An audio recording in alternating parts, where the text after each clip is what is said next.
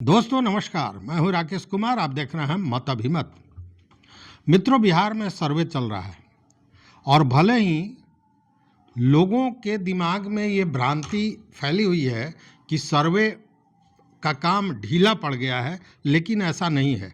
सर्वे के काम में तेजी है और सरकार या यूं कहें राजस्व एवं भूमि सुधार विभाग हर हाल में ससमय यह सर्वे कराना चाहती है और इसको लेकर पूरी तरह संजीदा है। और यही कारण है कि सर्वे को लेकर जो स्वघोषणा पत्र जमा करने की अंतिम तिथि 31 मार्च थी, वह समाप्त हो जाने के बाद भी पोर्टल को खुला रखा गया है, जिस पर ऑनलाइन स्वघोषणा पत्र जमा किया जा सकता है। साथ में प्रखंडों में जो सर्वे का शिविर है, उसमें ऑफलाइन कागजातों को जमा किया जा सकता है और लोग जमा कर रहे हैं। लेकिन यह जो भ्रांति है, इसके चलते जो गति आनी चाहिए थी, मतलब जिस संख्या में स्वघोषणा पत्र जमा होना चाहिए था, उस तरह हो नहीं रहा है। और एक तरह से देखें तो राजस्व एवं भूमि सुधार विभाग ने ही अंतिम लक्ष्य रखा था, समय सीमा रखा था कि 31 मार्च तक जो ये स्वघोषणा पत्र देने का समय है, वंशावली देने का समय है, वह अंतिम समय होगा 31 मार्च। लेकिन बावजूद उसको जो खुद राजस्व एवं भूमि सुधार विभाग ने लक्ष्य रखा था, एक कहें कि नियमावली बनाई थी, उसको नज़रअंदाज करते हुए अभी तक पोर्टल खुला हुआ है। मतलब कि इस मामले को लेकर सरकार संजीदा है कि मैक्सिमम लोग इसमें पार्टिसिपेट करें और मैक्सिमम लोग इसमें आवें, ताकि जल्दी से जल्दी और ससमय इसे पूरा किया जा सके। सर्वे को समाप्त करने की जो अंतिम डेट था, आपको याद होगा, जुलाई 2026। लेकिन पिछले दिनों जब बजट सत्र चल रहा था, तो राजस्व एवं भूमि सुधार विभाग के जो मंत्री हैं संजय सरावगी, उन्होंने 5 महीने का एक्सटेंशन लिया था और ये कहा था कि सर्वे को पूरा करने का जो अब समय है, अंतिम लक्ष्य रखा गया है, समय सीमा रखा गया है, वह दिसंबर 2026 होगा। लेकिन एक बात तो स्पष्ट है कि अभी पिछले दिनों जो समीक्षा बैठक सरकार के, अच्छा आप देख रहे हो कि लगातार मंत्री या जो उच्च पदाधिकारी हैं लगातार समीक्षा कर रहे हैं सर्वे को लेकर, और इस समीक्षा में 2-3 चीज़ें बहुत महत्वपूर्ण आई हैं।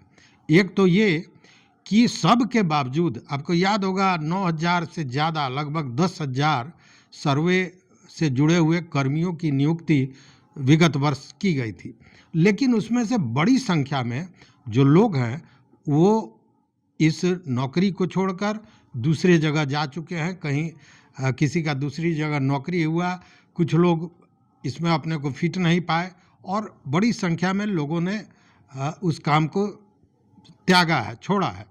कहने का मतलब कि इस सर्वे को पूरा कराने के लिए जो मानव बल तैयार किया गया था, उसमें भी कमी आई है। और उसमें एक बड़ी कमी आने का कारण समीक्षा में जो देखा गया है वो ये है कि सर्वे कर्मियों को अन्य कामों में भी लगा दिया जाता है। अन्य काम मतलब जो भी सर्वे कर्मी हैं उनको किसी प्रशासनिक कार्य में या विधि व्यवस्था से जुड़े हुए चीज़ों में लगा दिया जाता है, जिससे सर्वे के काम, सर्वे की गति में कहीं ना कहीं अड़ंगा आ रहा है। अब इसको लेकर सरकार या यूं कहें कि राजस्व एवं भूमि सुधार विभाग संजीदा हुआ है और एक पत्र सभी जिलाधिकारियों को दिया गया है। और इसको लेकर राजस्व एवं भूमि सुधार विभाग के निदेशक ने आपत्ति जताते हुए पत्र भी लिखा है सारे जिलाधिकारियों को, और ये कहा गया है कि सर्वे से जुड़े हुए लोगों को अन्य कार्य में नहीं लगाया जाए और एक ही जगह को छोड़ा गया है। मतलब अगर चुनाव से संबंधित, निर्वाचन संबंधी कोई काम है तब वहाँ उसको लगाया जा सकता है, अन्यथा किसी प्रशासनिक या विधि व्यवस्था के काम में सर्वे से जुड़े हुए पदाधिकारियों को और जो कर्मी हैं उनको नहीं लगाया जाए, ताकि सर्वे ढंग से चल पावे, सही ढंग से चल पावे और ससमय उसे पूरा किया जा सके। समीक्षा में जो तीसरी सबसे बड़ी बातें आई हैं सामने, वो ये है कि रैयतों में जो उत्साह होना चाहिए, जिस तरह का पार्टिसिपेशन होना चाहिए, वो नहीं आ रहा है। तो उसको लेकर आप जानते हैं कि रैयत, कोई भी ऐसा रैयत नहीं है जो चाहता हो कि उसके ज़मीन का सर्वे नहीं हो। सभी चाहते हैं कि सर्वे हो जाएगा तो मलकियत स्पष्ट हो जाएगी, उनकी मलकियत हो जाएगी। हाँ, कुछ लोग जो गड़बड़ घोटाला, गड़बड़ झाला में रहे हैं, वो लोग नहीं चाहेंगे, स्वाभाविक है, जो दूसरे के ज़मीन पर कब्जा किए हुए हैं, कोई कागजात नहीं है। लेकिन जो सही रैयत हैं, उनके पास भी कागजातों का अभाव है, जानकारी का अभाव है। इसके चलते भी चीज़ें जो गति होनी चाहिए इस सर्वे में, वो नहीं आ रही है। तो इसको लेकर भी जागरूकता फैलाने की बात चल रही है क्या? इसको लेकर जो परमानेंट, पहले शिविर जो था, अब वो एक तरह से कहें कि हर प्रखंडों में परमानेंट शिविर हो गया। तो ये सारी चीज़ें चल रही हैं, लेकिन जो गति आनी चाहिए वो नहीं आ रही है और लोगों में इस तरह की भ्रांतियां भी पैदा की जा रही हैं कि सर्वे बंद हो गया।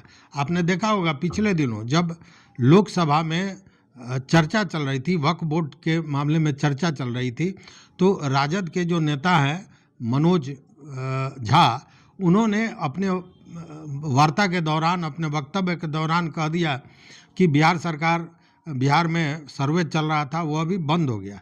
तो ऐसा नहीं है, जिसको लेकर बिहार सरकार के जो मंत्री हैं संजय सरावगी, उन्होंने कड़ी आपत्ति भी जताई थी कि इस तरह की भ्रांति फैलाई जा रही है। तो लेकिन दिक्कत क्या है कि कागजातों के अभाव में रैयतों को जिस तरह सक्रिय होना चाहिए वो नहीं हो रहा है। क्योंकि बिहार में लगभग 26 लाख से ज़्यादा खेसरा है और अब तक मात्र 3,55,000 रैयतों ने ही अपनी स्वघोषणा पत्र को जमा किया है, मतलब संख्या बहुत कम है। तो इन सारे चीज़ों को देखते हुए यह निर्णय लिया गया और सारे जिलाधिकारियों को इस तरह का पत्र दिया गया है कि जो सर्वे से जुड़े हुए लोग हैं उनको दूसरे किसी अन्य काम में नहीं लगाया जाए, ताकि सर्वे का काम सुचारू रूप से चल सके। तो देखते हैं आगे क्या होता है। और यह जो तिथि है, इसको लेकर भी कुछ भ्रांतियां हैं स्वघोषणा पत्र जमा करने का। चूँकि पोर्टल तो बंद नहीं किया गया है, लेकिन इस तरह की कोई बात नहीं बताई गई है कि पोर्टल कब तक चालू रहेगा। हालांकि मंत्री महोदय का यह भी कहना है कि हम लोग समीक्षा कर रहे हैं और अगर ज़रूरत पड़ी तो ये डेट बढ़ाई जाएगी। हालांकि अब उसका माने मतलब समझ में नहीं आता है कि ऑलरेडी जब खुला हुआ है और अंतिम समय बीत गया तो फिर डेट बढ़ाने जैसा कोई मामला बन नहीं रहा है। हाँ, समय सीमा तय करना एक महत्वपूर्ण चीज़ है, ताकि लोग उस दौरान अपने सारे कागजातों को, स्वघोषणा पत्र, वंशावली आदि को जमा कर सकें। तो देखते हैं आगे क्या होता है। लेकिन आपसे निवेदन है कि आप अगर अब तक स्वघोषणा पत्र और वंशावली सहित अन्य दस्तावेज को आपने जमा नहीं किया है, चाहे ऑफलाइन या ऑनलाइन, तो उसको निश्चित रूप से कर लें। अगर कोई कागजात कम है तो उसकी चिंता को छोड़ते हुए स्वघोषणा पत्र जमा कर लें। जब सर्वे के लिए टीम आपके पास पहुंचेगी, उस समय उस कागज़ को आप उपलब्ध कराएंगे, तब तक उस कागज़ को खोजने की कवायद निश्चित रूप से करते रहें। तो इस वीडियो में बस इतना ही। देखते रहिए मत अभिमत। मित्रों, चैनल पर नए हो तो सब्सक्राइब कीजिए, लाइक कीजिए, दोस्तों के साथ शेयर कीजिए और अपना विचार जरूर दीजिए। बहुत बहुत धन्यवाद, कोटिशः आभार।